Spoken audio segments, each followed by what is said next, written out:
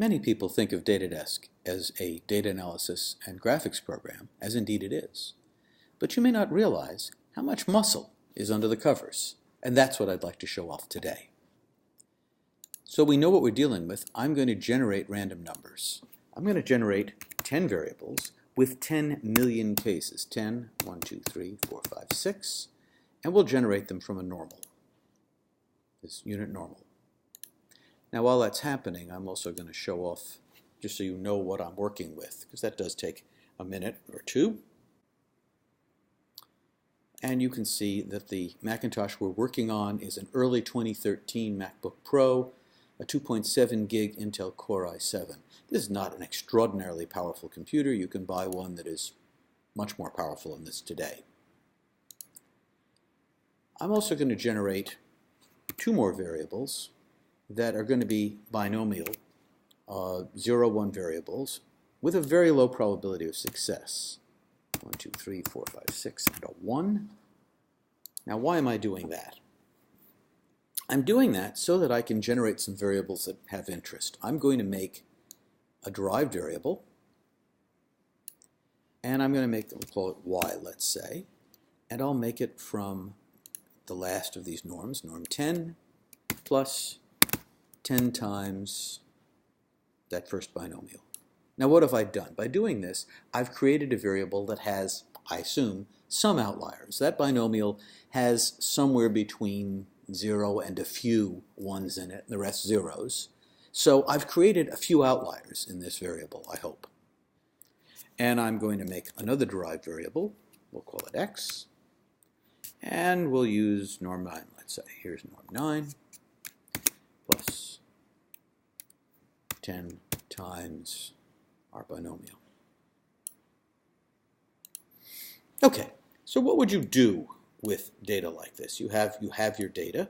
This is a large amount of data. What most people would do with 10 million cases is they'd turn it over to their computer and let their computer churn on it, and they wouldn't stop to look. And what I want to argue for is that you should look at your data even if you have millions of cases. So let's make a histogram. You'd think that might take a while, but if I drag norm 1 into the histogram, that's how fast it works. In DataDesk, we just grab another histogram out of our toolbar. Let's put norm 2 there. And these plots are interactive, as you expect them to be in DataDesk. I can slice across part of norm 2, and you'll see they were independent, so I get another normal style distribution here. I can slice across norm 1 and see the same thing happening the other way.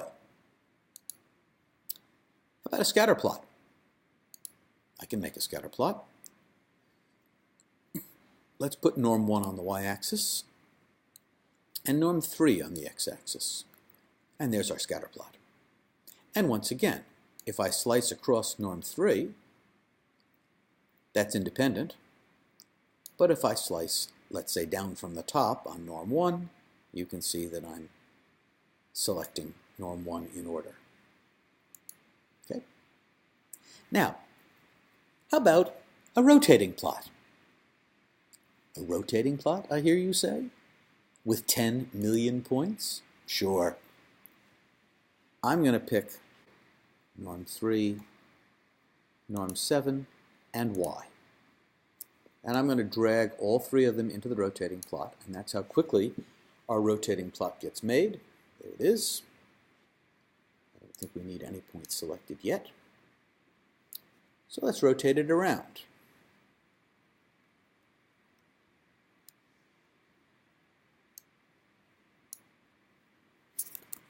So I don't need them selected.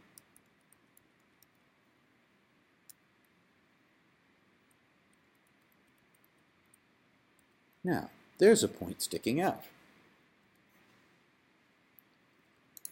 Right there. I'm going to color it red. I give it an X because I think it is in fact an outlier in my data. And you can see as I rotate it around, you can see it behaving. Now I can also do things in this plot. I can select some of the rotating plot and color it. Let's color it green.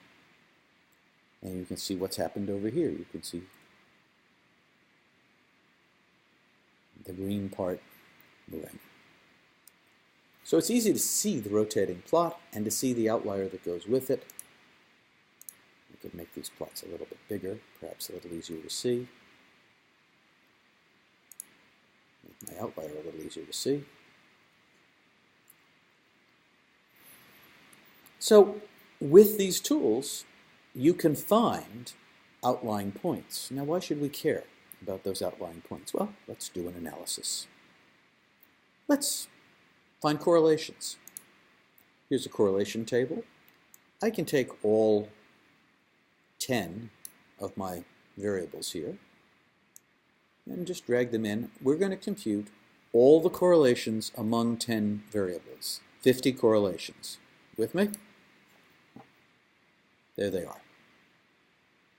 Now, they're all pretty much zero because these are independently generated random normals.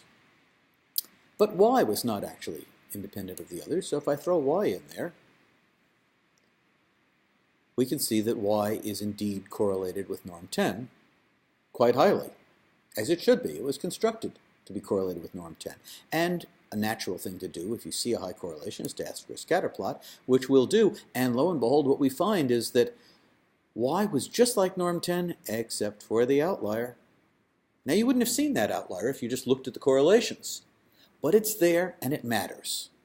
And in fact, if that was in your data, that would probably be the most interesting point in your data. How about a regression? We can ask for a regression window.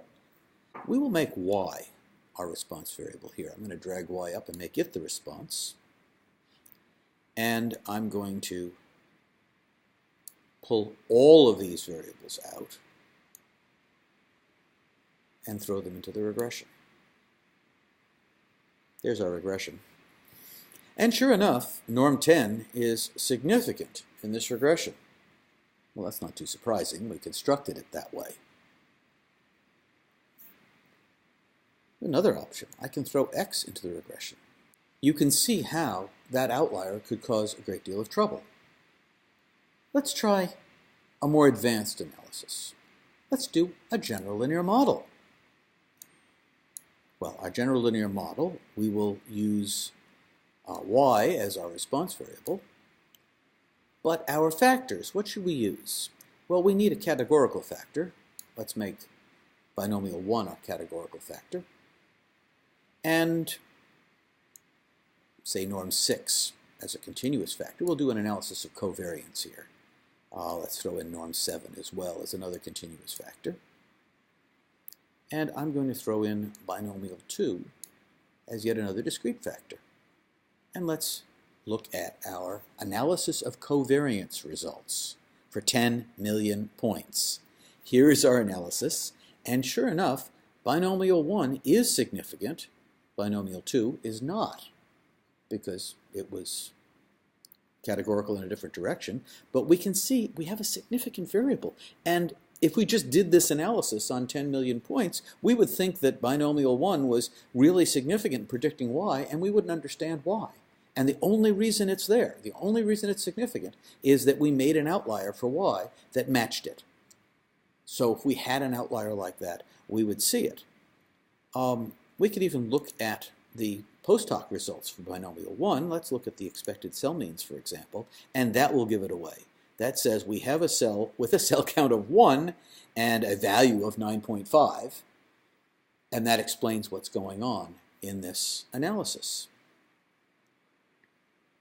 So this gives you some sense of the power of DataDesk and of the importance of the fact that when you're analyzing even large amounts of data, even data mining size hunks of data, millions of points, it is worth your while to look at the data, to look for anomalies, to look for outliers, to look for bimodalities, to consider whether you need to re-express anything. I didn't do that here, but one could. And DataDesk has the power to do that. So I encourage you to use it for that purpose. Thank you very much.